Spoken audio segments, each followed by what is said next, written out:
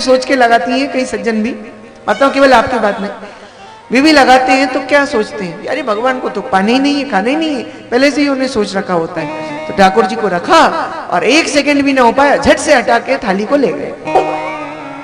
अब मान के चलो आप रोजाना रखते हो भोग में, ठीक, तो आज अब आपने भोग में रखा है जो ठाकुर जी के समक्ष थाली में अन्न, मान लो ठाकुर जी ने विचार किया ये भक्त बेचारा रोज भाव से मेरे लिए रखता है, कितनी आशा रखता है, भले ही कोई विधि क्रम भले ही वो ना हो पर भाव से रखता है ये, तो मुझे चलो आज इसका थोड़ा सा पाई लेना चाहिए। मान लो भगवान का मूड हुआ और वो आपका भोजन पाने के लिए आ गए, अब वो हाथ धो के बढ़िया बैठे भोजन के लिए और आपने उनके सामने थाली रख के और एकदम हटा ली। अब बताओ कैसा लगेगा उसको? ऐसा कोई व्यक्ति सामने बैठा हो और भोजन करने और आप थाली रख के हटा लो, कोई घर में अतिथि आएगा वो कितना बुरा मान जाएगा, है ना? तो भगवान कोई अच्छा लगेगा क्या? अच्छा कई माताएं तो ऐसी साइकोलॉजी होती है उनकी पहले से मनोविज्ञान।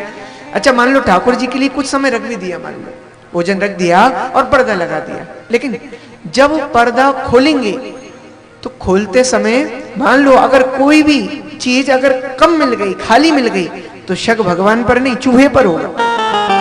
जरूर आसपास कोई चूहा घूम रहा है वही खा गया होगा, भगवान तो खा ही नहीं सकते। अरे क्यों नहीं खा सकते? जब भगवान ने इस कलयुग में भक्तों का पाया, आपने कर्माबाई का नाम सुना, थाली भर के लाई रखी चिड़ो, ऊपर घी की बाट की, जीमो मारा श्याम धनी, जिमावे बेटी जाट की। उसका खिचड़ा पाने के लिए, उसकी खिचड़ी खाने के लिए भगवान जगन्नाथ धाम से दौड़े चले आते थे। एक बार जगन्नाथ धाम के पंडाओं ने भगवान से पूछा, प्रभु आप आज हमारा लगाया हुआ भोग पा क्यों नहीं रहे हो?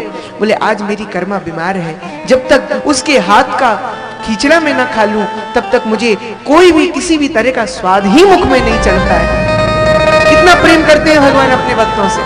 और जानते हो उसका नाम कर्मा नहीं था, लेकिन भगवान पहले दिन उसने भगवान को ऐसे भाव से बुलाया कि दूसरे दिन से भगवान बनने से पहले ही आ जाके बैठ जाते थे। तो उससे कहते थे अरे भूख लग रही है, जल्दी कर्मा जल्दी कर्मा जल्दी कर्मा, तो उसका नाम ही कर्मा पड़। ऐसे भक्त इस कलयुग में हुए हैं।